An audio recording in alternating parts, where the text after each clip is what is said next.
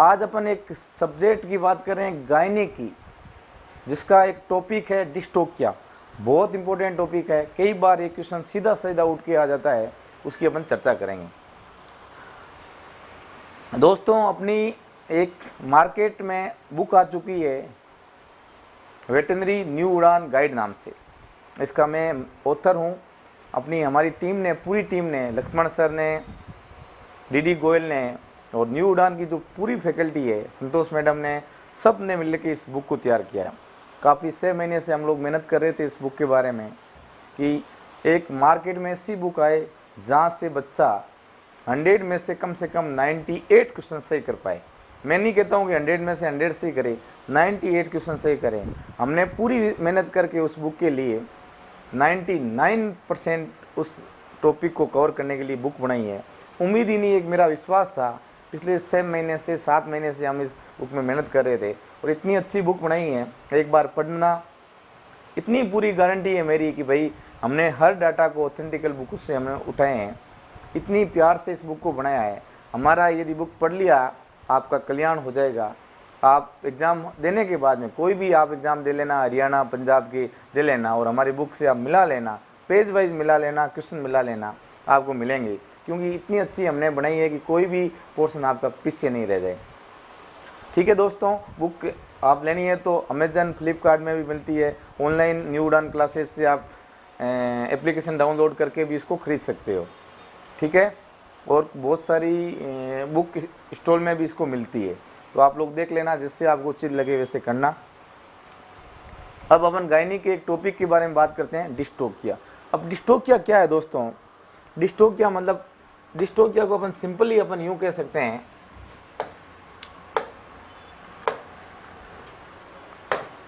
Dystocia क्या दोस्तों? Dystocia मतलब असामान्य प्रसव। असामान्य प्रसव, सिंपल भाषा में इसको बोलेंगे असामान्य प्रसव। असामान्य प्रसव का होना क्या कहलाता है? डिस्टोकिया। सीधी सी बात है, कोई असामान्य प्रसव का होना क्या कहलाएगा? डिस्टोकिया कहलाएगा। दोस्तों, क्या कहलाएगा? डिस्टोकिया, असामान्य प्रसव। अब क्या होता है डिस्टोकिया में? प्रसव की जो पहली अवस्था होती है उसको बोलते हैं सर्विक्स का चौड़ा होना। प्रसव वाला अपना टॉपिक अभी भी बाकी है, वो अगली क्लासों में आपके सामने चर्चा करेंगे। प्रसव की प्रथम अवस्था होती है, जो सर्विक्स होती है, वो क्या हो जाना? चौड़ा होना। और जब द्वितीय अवस्था होती है, वो क्या होता है? फीटस बाहर आता है। का ये पहली और दूसरी अवस्था का कारणवश क्या हो जाना? लंबा हो जाना। जितना समय दिया है उससे ज़्यादा हो जाना, जिससे क्या होती है कि माँ का खुद का फीटस बिना किसी बाह्य सहायता से बाहर नहीं आ सकता है। इस कंडीशन को क्या बोलते हैं? डिस्टोकिया। दोस्तों, डिस्टोकिया की परिभाषा बहुत इंपॉर्टेंट है, कई बार सीधी सीधी क्वेश्चन एग्जाम में आती है। डिस्टोकिया क्या है? डिस्टोकिया को अपन बोलते हैं असामान्य प्रसव। एक तो सामान्य प्रसव हो जाना, एक असामान्य प्रसव को अपन बोलेंगे डिस्टोकिया। सामान्य प्रसव को अपन बोलेंगे यूटोकिया। अब डिस्टोकिया में क्या होता है कि जो प्रसव की पहली अवस्था होती है सर्विक्स का चौड़ा होना, दूसरी अवस्था है भ्रूण का बाहर निकलना। इन दोनों अवस्था का कारणवश क्या? लंबा हो जाना, जिससे माँ अपने खुद के फीटस को बिना बाह्य सहायता से बाहर नहीं निकाल पाती है। इसको अपन दोस्तों क्या बोलते हैं? डिस्टोकिया। डिस्टोकिया के 2 कारण हो सकते हैं। एक तो मैटरनल। मैटरनल का मतलब है माँ के कारण। माँ के कारण। अब माँ के कारण कैसे डिस्टोकिया हो सकता है? और एक होता है फीटस के कारण। अब फीटस के कारण कैसा डिस्टोकिया हो सकता है और माँ के कारण कैसा हो सकता है, उसकी अपन बात करते हैं। मैटरनल, माँ के कारण, फीटल मतलब फीटस के कारण। अपन चर्चा करते हैं इसकी।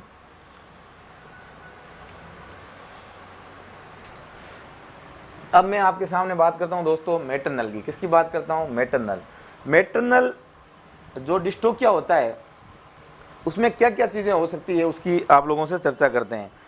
सबसे पहले अपन बात कर रहे थे भैया मैटरनल कारण डिस्टोकिया की, तो पहली बात कर ली थी भैया अपर्याप्त भ्रूण निष्कासन बल की। दूसरी अपन बात कर ली कि पेल्विस इनसफिशिएंसी, माँ की जो पेल्विस बोन है वो इतनी चौड़ी नहीं हो पाती कि बच्चा निकल पाए। तीसरी बात बात कर रहे थे यूटेराइन इनर्शिया। किसकी बात कर रहे थे दोस्तों? Uterine inertia.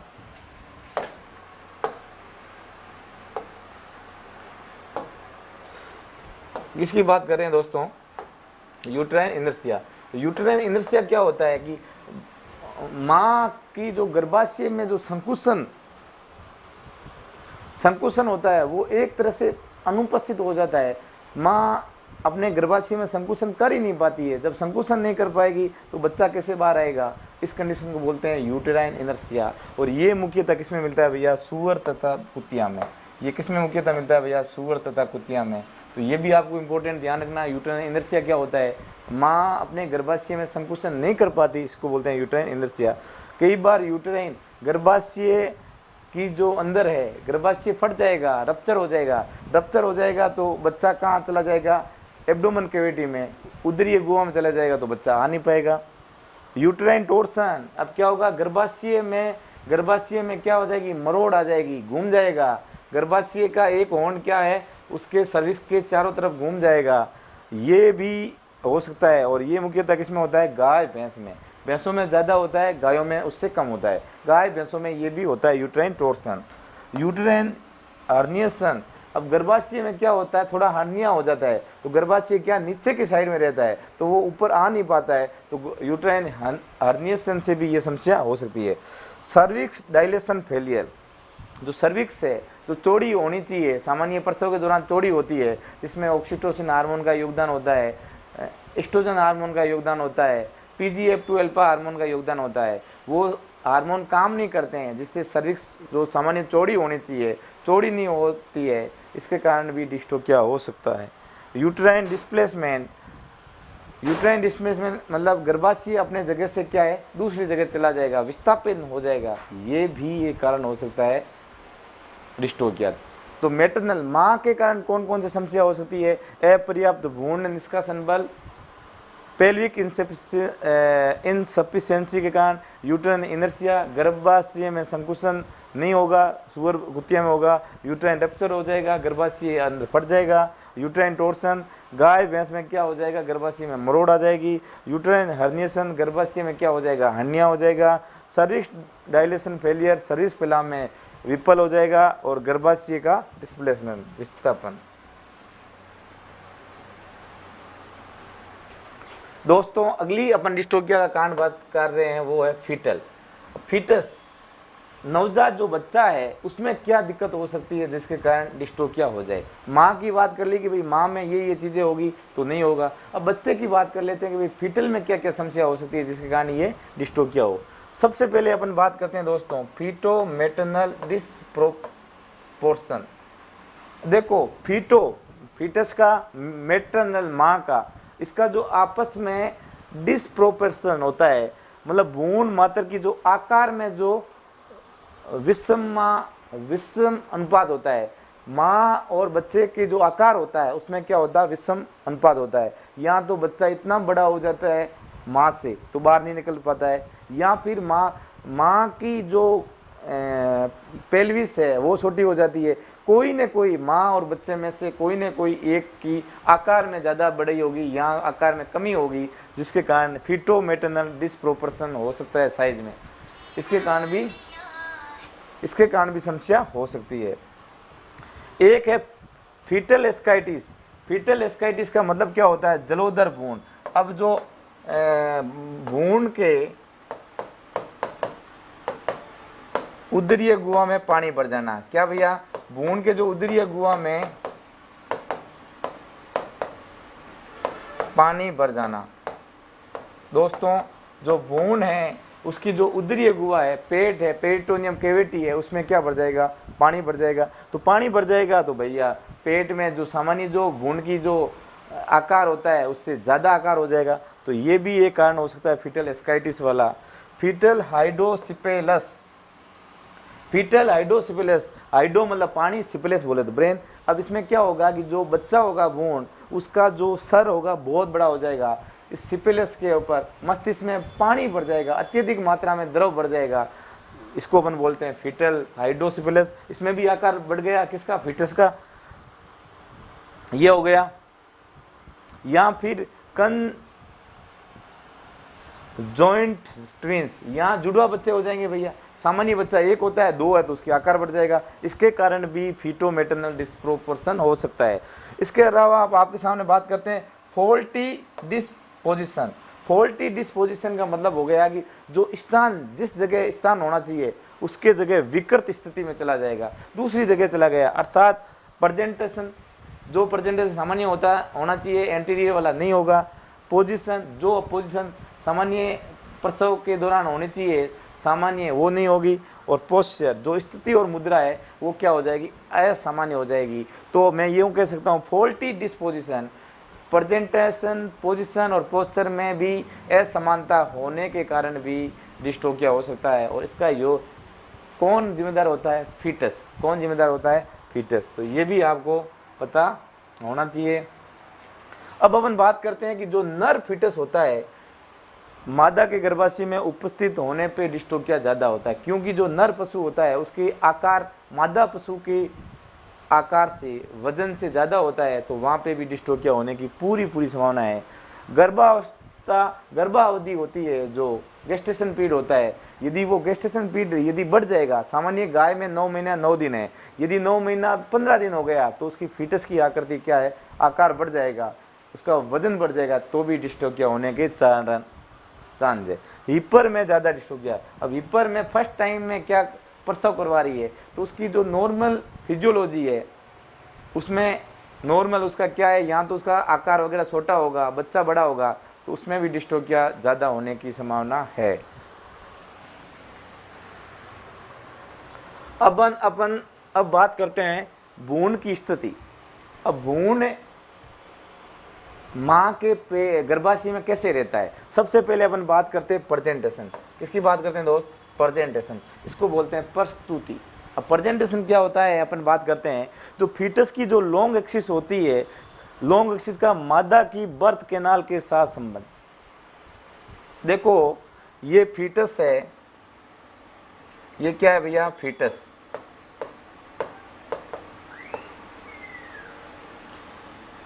और ये माँ, ये कौन है, माँ है भाई। और ये क्या है, सर्विक्स।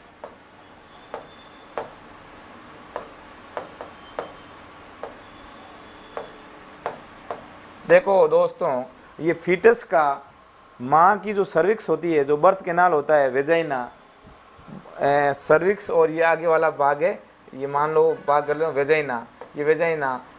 फीटस का वेजाइना के साथ फीटस की जो लॉन्ग एक्सिस है, ये लॉन्ग एक्सिस, इसको अपन क्या बोलेंगे दोस्तों, इसको अपन बोलेंगे लॉन्ग एक्सिस। क्या बोलेंगे, तो फीटस की जो लॉन्ग एक्सिस का माँ के बर्थ कैनाल के साथ संबंध।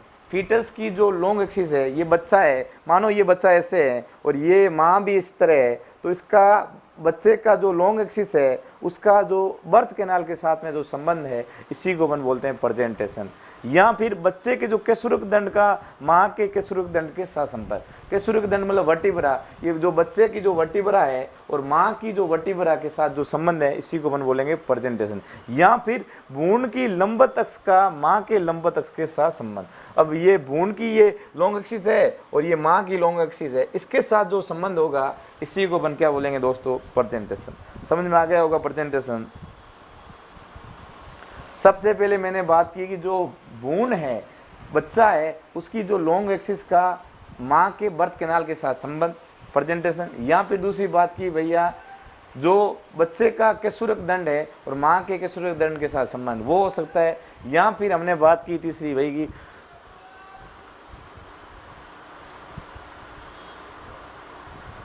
या फिर कि भ्रूण की जो लंबवत अक्ष है और माँ के लंबवत अक्ष के साथ संबंध क्या कहलाएगा दोस्तों, प्रेजेंटेशन। अब अपन बात करते हैं पोजीशन। भाई पोजीशन क्या हो सकती है, देखो पोजीशन मतलब स्थिति, बच्चा कैसे रहता है, देखो किस अवस्था में रहता है, पोजीशन। फीटस की जो डोर्सम का मादा के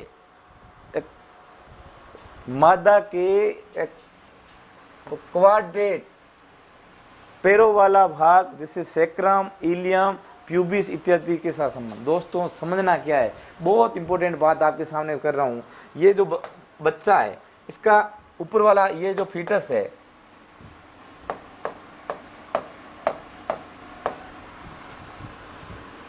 ये फीटस है, इसके ऊपर वाला भाग है ये डोर्सल वाला भाग है, और ये भाग है भैया वेंट्रल वाला। अब मैंने इसमें क्या बोला कि जो फीटस है उसका जो डोर्सल वाला भाग है, डोर्सम वाला भाग है, ये माँ के सेक्रम, इलियम, प्यूबिक, जो 3 बोन पाई जाती है सेक्रम ऊपर वाली, इलियम और प्यूबिक, इसके साथ क्या संबंध है, इसी को अपन पोजीशन बोलते हैं।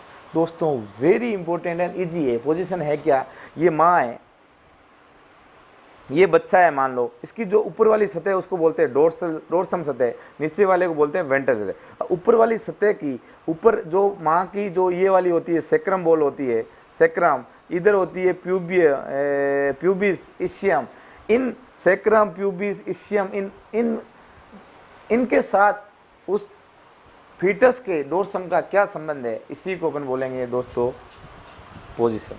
क्या बोलेंगे दोस्तों, पोजीशन। बच्चे के फीटस के डोर्सम का माँ के सेक्रम, प्यूबिस, इशियम के साथ जो संबंध है, जिस दिशा में, मानो ये सेक्रम दिशा में, ये सेक्रम है और इसका डोर्सम सेक्रम है, तो इसको बोलेंगे डोर्सो सेक्रम। यदि ये इस साइड में, नीचे की साइड में, तो इसको यहाँ तो बोलेंगे वेंट्रो इशियम। जैसे जिस के साथ संबंध है, जिस साइड में माँ का बच्चा, ये फीटस माँ के इलियम, इशियम और प्यूबिस के साथ में जैसा संबंध रखेगा वैसे ही उसका नाम होगा। अगली अपन बात करते हैं दोस्तों पोस्चर। पोस्चर क्या होता है, फीटस के सिर और टांगों का खुद के शरीर के साथ संबंध।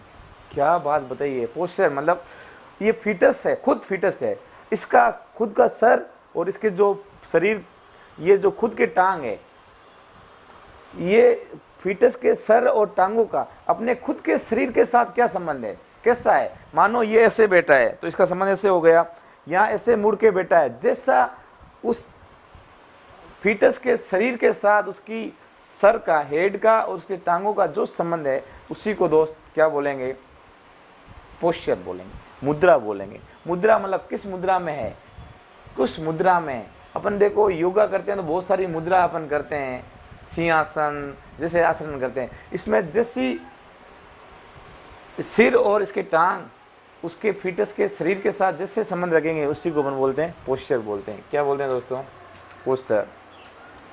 अब आपके सामने एक बात कर लेता हूं, नॉर्मल बर्थ का, सामान्य जो बर्थ होता है उसमें क्या क्या चीज़ें होती है। देखो दोस्तों कई बार एग्जाम में क्वेश्चन आ जाता है कि सामान्य, तो इम्पोर्टेंट बात है भैया, सामान्य जब बर्थ होता है तो सामान्य जन्म के समय भ्रूण की स्थिति कैसी होनी चाहिए। देखो नॉर्मली बोलते हैं ना, ये भैया नॉर्मल डिलीवरी हो गई, तो नॉर्मल डिलीवरी किस कंडीशन को कहते हैं, तो नॉर्मल डिलीवरी के सबसे प्रेजेंटेशन की बात करते हैं तो उसका होना चाहिए भैया एंटीरियर लॉन्गिट्यूडिनल प्रेजेंटेशन। कैसा होना चाहिए दोस्तों, एंटीरियर लॉन्गिट्यूडिनल प्रेजेंटेशन होना चाहिए। अब एंटीरियर मतलब इसका मतलब हो गया कि ये जो भ्रूण का जो मुंह है किस साइड में होगा, बर्थ कैनाल में। लॉन्गिट्यूडिनल का मतलब हो गया ये इसका लंब अक्ष उसके साथ में लंबवत होगा। पोजीशन की बात करते हैं तो इसमें होता है डोर्सो सेक्रल पोजीशन, जो भ्रूण का डोर्सम है किसके साथ में संपर्क में है, सेक्रल के साथ में। तो इस कंडीशन मतलब ये बच्चा ऐसे होगा, ये इसका मेरे जो पीछे वाला डोर्सल है और माँ के सेक्रम के साथ सीधा होगा, संपर्क में होगा। ये मानो डोर्सल है बच्चे का और ये माँ का सेक्रम उसके साथ संपर्क होगा, इसको बोलते हैं डोर्सो सेक्रल पोजीशन। पोस्चर की बात करते हैं, इसमें पोस्चर क्या प्रस्तुति है, head resting on the metacarpal and नी। इसमें क्या होता है, जो फीटस का जो सर है वो कहाँ रेस्ट करता है, ये आगे वाला जो मेटाकार्पल होती है, मेटाकार्पल बोन है उसके ऊपर क्या करता है, रेस्ट करता है, और इसके जो पैर होते हैं एकदम आगे खींचे हुए होते हैं, इसी को अपन बोलते हैं पोस्चर बोलते हैं। फीटस का सिर मेटाकार्पल तथा विस्तरित अग्र पाद घुटने पर स्थित होते हैं। क्या होते हैं दोस्तों, प्रस्तुति में 3 चीज़ें की है कि भाई प्रेजेंटेशन कैसा होना चाहिए, सामान्य पर्सन में एंटीरियर लॉन्गिट्यूडिनल प्रेजेंटेशन होना चाहिए।